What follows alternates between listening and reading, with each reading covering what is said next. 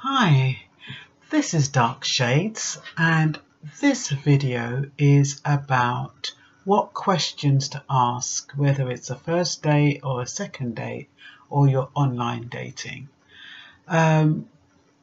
Of course, you need to know the person's name. Now, when you meet somebody online or for the first time, if they haven't been introduced to you through someone else, you need to know that people are who they say they are.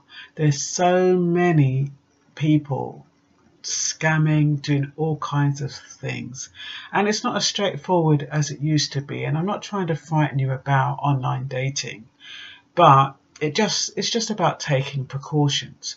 So example, if he says his name is, say, Bill, further down the line you can ask him, oh, have you got any photos of yourself? Because in this day and age you can ask people about things like that, or you could even go under the guise of, especially like with all this immigration stuff going on, are you born here, or where are you from? How do I know that you're not an illegal immigrant or whatever? And ask to see their passport or their driving license. That way, and don't ask them straight away, of course, because that would be totally out of the question and turn somebody off. But further down in the evening, you can say, oh, with all this scare going on, I do need to know that the person I'm with is legally in the country. And even if they sound English or sound like they're born here and it sounds like a bizarre thing to ask, it's not really, because in this day and age people do a lot of strange things, and you can say, look, this is for my protection. So if you could let me see your driving license, that way you've got their name. You're not really interested in their address, but you can have their address, or at least know what area they're living in. Another thing that's important is whether they're renting or buying a property. I mean, especially if you own your own home, you need to know where they are. So if they say, oh, I've got a house and I've got a mortgage, you can ask them, so when is your mortgage up? Something similar like that, so they might not be expecting that. So at least you can see from their response whether it sounds like a reasonable response. You don't need to ask them how much they're, because I think that's a bit intrusive. But, how long you've got to pay is a reasonable question. Working is important. Some guys try to convince you that it's not important and you shouldn't penalise them because they're not working. I know somebody that called me up and said, oh, I can't seem to get a girlfriend because I'm not working. And I'm like, well, which woman is going to want a man that they know is not working because you're going to be a burden to them? Oh, well, it would just be in the initial stages, just to help me out. Well, no, because that woman doesn't know what type of person you are. She doesn't know if you're a bum or what. So why would she take you on and you're not working? It doesn't make any sense. So he's then asking me if he should lie to the woman or lie to women and say he's working when he's not. I said, that's up to you. So all I'm saying is that, it's important that a man, especially when you meet him, that he's working, he has an income. If you've been going out and dating with him for months or years or whatever and he loses a job, that's a totally different ball game. But at the initial stages, he must have an income, because otherwise, how are you going to get any quality of life? How are you going to both go out together? You're going to end up subsidizing him, then you'll end up being resentful, and it's just not going to be a harmonious relationship. And it doesn't bring respect in the relationship when one person is doing everything. So, do you have similar values? That's another important question. And these are not questions. These are things you need to think about. And when you're having a conversation, you're thinking about extracting information that will tell you whether or not you have similar values. For example, do you go to church? Or, what is your faith? Or are you an atheist? You won't say that, but you find out. Like you'd say, oh, I go to the church every Sunday. Do you have a faith, or what kind of faith are you? That will tell you something about whether or not your beliefs are compatible. Politics, that's a bit superficial, so I wouldn't really take that on unless you're really passionate about politics. And then you have views on children. Does, if you're young, does he want children? Do you want children? Can he have children? Can you have children? Has he already got children? Do you already have children? What are the implications of those kind of things? You need to know, and you need to know sooner rather than later. Is traveling important? Well, you can always compromise with that. If you don't like long journeys, you can compromise on short journeys, and maybe if he likes to travel the world and you don't, he might have to do some of that himself, and just hope it doesn't, jeopardize the relationship. How do they like to spend their time? Now, this is very important. You might think that doesn't carry much weight, but believe me, it does. Now, for example, you say to somebody, oh, what do you do in your spare time? Do you have any interest? And they say, oh, no, I don't have any. And supposing you have a lot of interest, what will happen in the end is that you become that person's interest. He doesn't have any other interest. It's better that they have a passion about something, whether it's football, whether it's cricket, it could be roller skating, it could be anything, but a man must have a passion about something, must have some interest. Otherwise, he's going to be a noose around your neck, and he's going to be wanting to know what you're doing every minute because he hasn't got anything that he's interested in. It also lets you know whether or not they're ambitious. If they have some long-term plans. Does he have any long-term plans? Does he have any goals? Where does he expect to find himself in the next 5 to 10 years? What plans has he put in place to see that it happens? These are important key questions of getting to know the person who you intend to date or spend your life with. What's a tricky one? People who come from the army. Now, people who come from the army tend to be very smart, very clean. They have a nice way about them. They come over as very attractive. There's something very attractive about their personality, and I think it's because they're very masculine, and they have that traditional look. The only thing with people from the army sometimes is that if they've witnessed any trauma, they might be suffering from post-traumatic stress. They might have schizophrenic behavioural patterns, or they might be bipolar, in other words. And it's very important. Some people born in the army can be very aggressive, very strict, very regimental. So it depends on the type of person you are. It's good, when you see somebody from the army, it's good to know what kind of experiences they had while they're in the army, how long they were in the army for, did they witness any deaths of anybody that they knew, how did that impact them, does it affect them now? And you don't have to ask those questions direct, but those are things you'll be thinking about in his responses. Tragedies, that's the same kind of thing. Has there been any tragedies in the family?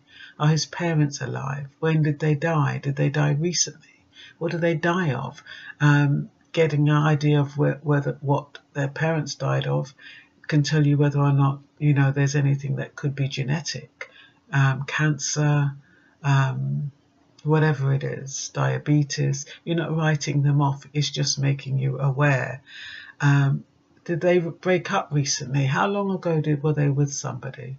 What was the cause of the breakup? You can find out whether it was a major thing that's going to impact the relationship with you, like did the person betray them, or did they steal from them, or whatever it was. Whatever it was, you just need to know how long ago it was, whether or not they're affected by that, whether or not they're still affected by it, more to the point, well, whether they're ready to move on. It's very important about relationships and previous relationships, because you don't want them to start transferring their issues onto you. just coming into the relationship, and you don't want them going on harping on about the ex. That's not very healthy. So what was the relationship like with their parents? Do they have a loving upbringing? Was it a stable upbringing? Were they brought up together, the whole family, or was it in a foster home, or have they been adopted? Were parents caring parents? Were they nurturing, or were they abusive and rowing and loud and controlling and narcissist? Were they drunkards? Were they gamblers? So all of these kind of things factor into the person that you're dating, or the person you potentially could date, because all these things impact the individual. And if as a child he's growing up in a hostile environment, that's going to impact on him. If he's witnessed domestic violence, he could end up being a perpetrator. So you can't underestimate all of these questions. Also, you might even want to go and check out Clare's Law, which is a domestic violence. You can go to the police station and check that the person that you're intending to go out with isn't recorded as being a perpetrator of domestic violence. That's only as good as the person who's recorded it. If the victim hasn't recorded it and reported it to the police, there's not going to be anything. But it's worth a try, because you just don't know. You don't know if you're dealing with somebody who's got a criminal background. If it's minor, like a traffic offence, and hasn't paid parking fine, that's one thing. But if it's grand theft, larceny, or a violence, you have to be really, really careful who you're dealing with. People come over as really nice, and they look really sharp, and they're really cool talkers, and they're experts in baiting women. So you need to be conscious about who you're dealing with and what they're saying, and looking for inconsistencies, and don't rationalize away inconsistencies. It says one thing 1 minute and then changes it the next. So you don't have to pull it up and say, oh, why did you say that? And a minute ago you said that. Don't say anything.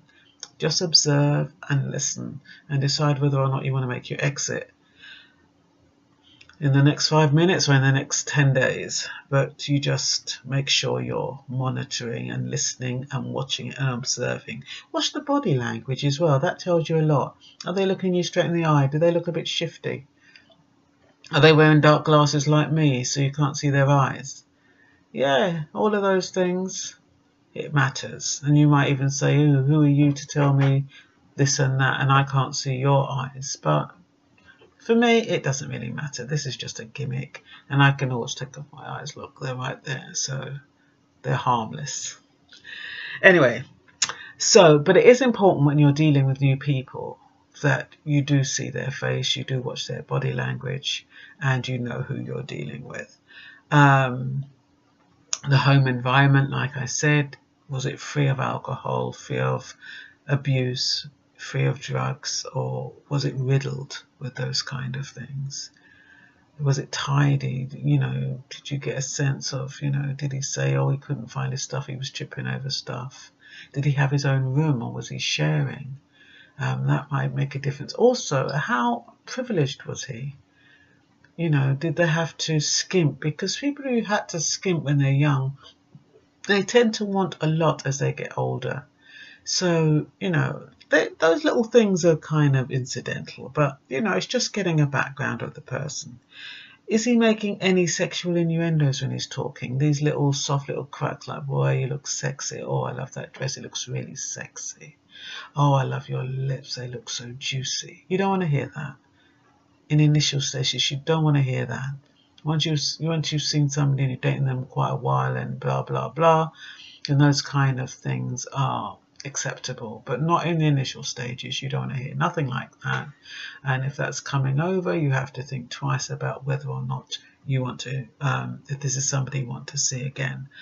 Online dating, I wouldn't go to meet them straight away, especially in this day and age. There's always Skype, and Skype is fantastic. I mean, I know my place looks a mess, and all these books where it doesn't look a mess, but it doesn't look ideal. But at least you can see, okay, you can probably draw to the conclusion that this woman likes books. She's got a painting on her wall. She might like paints. She's got a piece of African material on her books. She might come from Africa. You know, she's got a filing thing. She might have it. This might be her office. You know, she's got a little Chinese figurine on her mantelpiece. Maybe she's been to China. But you can draw some conclusions when you're on Skype. It's just not like, as opposed to when you meet somebody outside and they put on their best suit and their best shirt and their best tie, and that's all you've got to go on. So if I were you, I would Skype a few times before you meet them in person to see if it's somebody you really do want to meet. Listen out for distractions. Is there any noise, background noises, children, female noises, TV loud, music playing, whatever it is, it doesn't really matter, but it builds a picture for you. So do examine the surroundings when you're Skyping. And does the person look like their profile? Now, they don't know you're going to Skype, do they? So they could tell you, they could put up any picture. So Skyping is an excellent way to see the person's profile, and also observe their body language. And do they curse a lot? Unless you curse yourself, you don't want somebody who's cursing every 5 minutes. And in particularly, look for inconsistencies. That's very important. Are you a smoker? Are they a smoker? If you're not a smoker, you might not want to be with somebody who is. Most key thing is to find out what's important to you. So as they're talking, you can write down things or make a mental note of things that are important to you, and see if there are any inconsistencies in that. See if they measure up to what you want. So I wish you luck, and I hope these questions, you'll find them helpful. This is Dark Shades, over and out.